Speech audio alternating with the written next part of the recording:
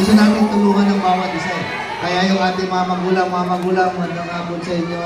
Talagang very supportive yung mga nanay, tatay ninyo, ha? Talagang, pero ang siguradong dapat ninyong suportahan din at palagi nyo susundin.